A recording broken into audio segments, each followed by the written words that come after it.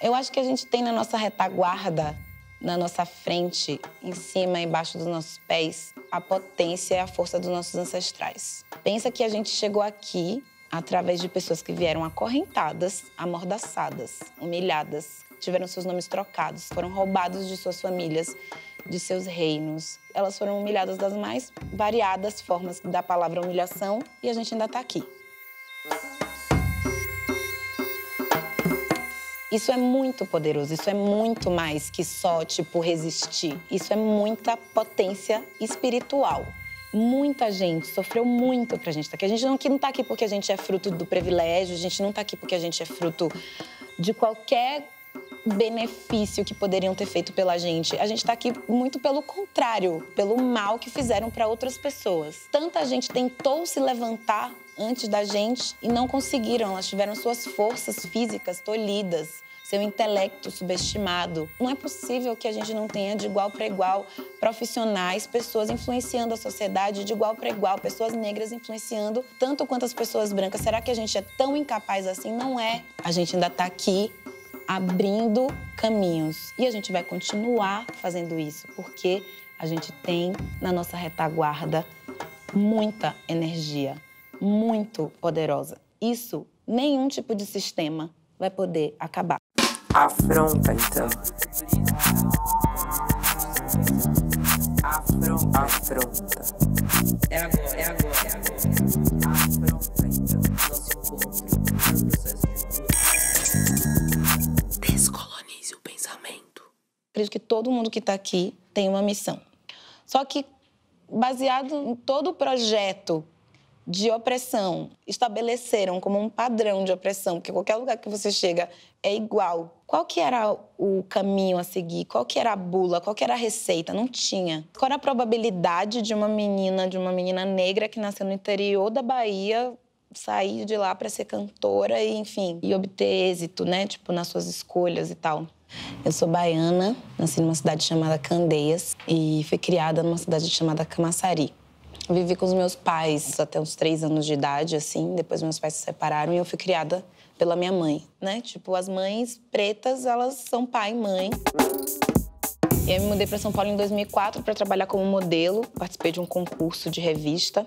Não ganhei, mas, tipo, mandaram meu material para uma agência. E aí, fui conhecer o pessoal, eles me convidaram para vir para São Paulo. Chegamos aqui para trabalhar numa agência que trabalhava só com modelos negros pela falta de demanda mesmo. Tipo, eu cheguei em 2004, até eu começar a cantar, que foi em 2008, 2009, assim. Foi um período complexo, assim, de entendimento do que eu era, onde eu tava. Enfim, tipo, eu tinha escolhido fazer uma coisa da minha vida que eu achava que eu super podia fazer, muito influenciada pelas coisas que eu assistia na televisão, ou tipo, as amigas da minha mãe falavam, ai, ela é tão magrinha, ela podia ser modelo, não sei o quê. Isso vai entrando, né, na mente de uma criança. E aí eu acreditei, vim, e foi muito difícil entender que isso não sei se não era pra todo mundo, mas não era pra mim, assim. Eu comecei a andar mais com uma galera que eu tinha conhecido logo que eu cheguei aqui. E eles me convidaram pra ter uma banda, só que, assim, uma coisa que não tinha nada a ver, não estava nos meus planos, não tinha nada disso na minha mente. Um desses amigos ficou insistindo, tal, até que um dia a gente começou a ensaiar. Quando eu entrei no estúdio a primeira vez, eu já tinha certeza, assim, mais pela sensação, né? Então, tipo, eu quero ficar aqui. Desde lá eu nunca parei, assim, nunca dei uma pausa. E parei de modelar porque aí sim caiu a ficha que não fazia o menor sentido eu gastar minha energia com uma coisa que só me repelia, assim, que só dizia pra mim que eu não devia fazer aquilo. Vende-se o coito, a carne barata do dia pra noite. Outra mulher, outro fim, mesma dor. Eu estudei em colégio particular quando eu era bem pequenininha. Aí, no ginásio, eu estudei em escola pública. No final do ginásio, no final de tudo, assim, pra fazer vestibular, eu estudei em uma escola particular. Todas as pessoas que eram meus colegas de escola, minhas colegas de escola, tinham estudado naquela escola a vida inteira. Então, assim, tipo, era nítida a diferença de tudo que a gente tinha. Quando eu era criança, eu assistia muita televisão. E aí eu ficava vendo a Glória Maria lá, sendo repórter maravilhosa e tal. E aí fiquei com essa história de que eu ia ser jornalista, Eu cresci, fui pra escola para faculdade e acabei não sendo jornalista, acabei estudando publicidade, mas tem algo aí. Porque naquele momento, durante muitos anos da minha vida, só existia uma mulher negra na televisão fazendo algo importante. Quando eu morava na Bahia, por mais que o lugar de onde eu venho e tal, a relação de negritude toda que a gente tenha, seja uma coisa muito óbvia, porque a maioria das pessoas são negras, por mais que isso existisse, talvez eu ainda não tivesse tido contato direto como eu tive quando eu cheguei em São Paulo. A minha sorte é que eu tinha amigas, né, tipo, mais ou menos a minha idade também, e eram todas negras, e a gente se juntou, tipo, a gente passou a viver isso tudo junto, e alguns anos depois a gente passou a questionar todo o nosso processo, né? Por que a gente tá aqui? Por que a gente não trabalha mais? Porque a gente fala de empoderamento hoje, e eu acho super importante que a gente consiga destrinchar essa palavra. O que é empoderamento? É você tomar consciência do seu próprio poder e você usar ele a seu favor e em favor de quem está à sua volta. A palavra em si é isso. Tipo, a palavra significa você tomar conhecimento, você tomar posse de si, do seu próprio poder. Então, quando a gente toma posse do nosso próprio poder, a gente minimamente, mesmo que eu seja uma formiga no universo, mas eu deixei de dar minha energia para aquele grupo ali. Eu vou usar essa energia agora pra mim. Já era hora de partir, ei, eu sei ter meu espaço, criar asas, minha história fazer. Mas em qualquer lugar onde existe a diáspora, a gente sobrevive.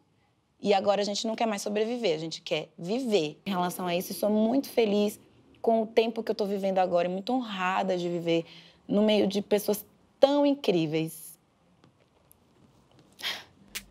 É isso.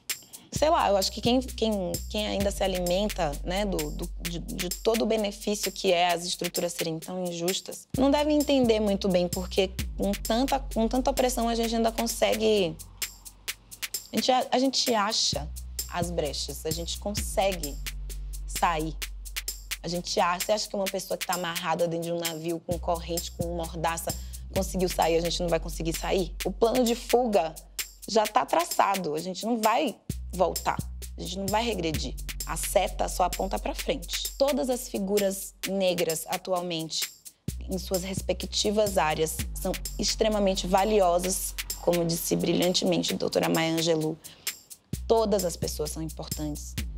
A gente precisa de todo mundo. A gente precisa de todo mundo. Uma vez eu vi o Mano Brown falando num show de volta que teve na virada cultural depois de todos aqueles anos. E ele falou isso no final, que não podia faltar ninguém na volta pra casa, assim. Que eles precisavam de todo mundo. Tipo, isso é uma responsabilidade muito grande, sabe?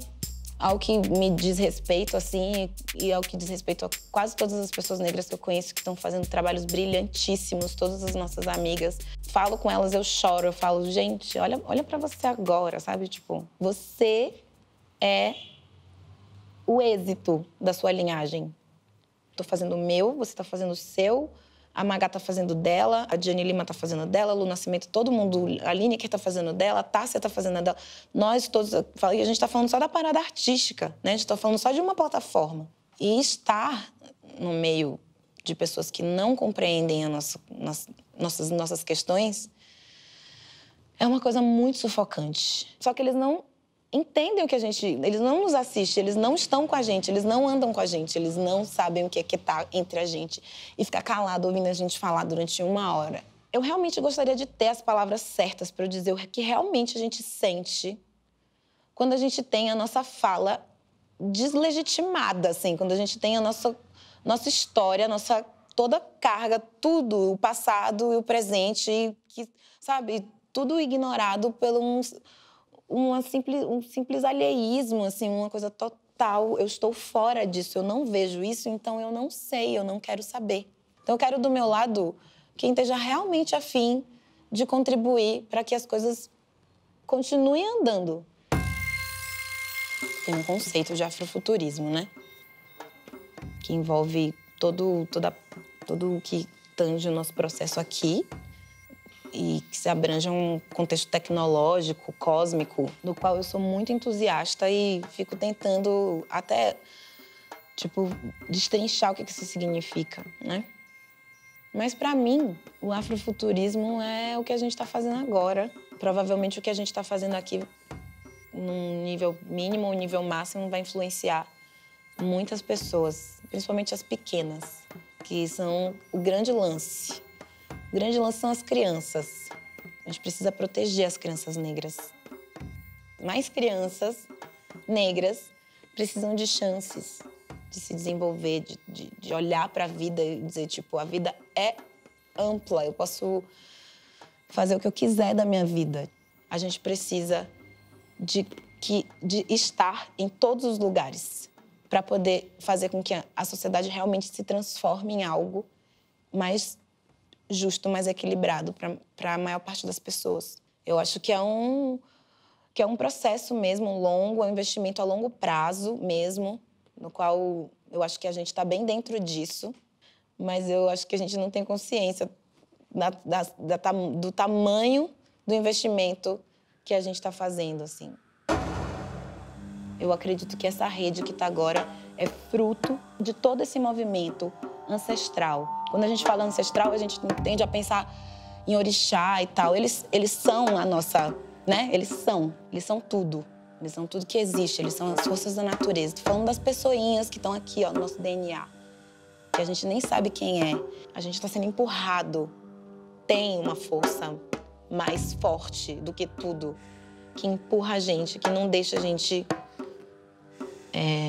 ficar olhando para as coisas que... Porque se a gente olhar, a gente fica com medo, a gente vai recuar. A gente precisa pegar um impulso, a gente precisa pegar um embalo, que eu acho que é o que a gente está fazendo agora. Então, com certeza, há, de fato, uma força que nos une nesse propósito de vou fazer sim. Ninguém tá falando pra mim que eu vou fazer, tá todo mundo falando, inclusive, ao contrário, mas eu vou fazer. Eu vou fazer, não sei como, eu não sei por onde eu vou começar, mas eu vou fazer. E acho que é por isso que, inclusive, que a gente chora, porque essa lágrima também não é nossa, né? São muitas lágrimas. São rios de lágrimas. A gente sabe que o que a gente carrega com a gente é muito pesado. Então, eu acredito que quando a gente fala, a gente está falando, inclusive, existe... As pessoas falam, porque vocês são revoltados, vocês são muito radicais, não sei o que. A gente não tá falando... Eu não tô falando só por mim. Tô falando por muitas pessoas. Afronta, então.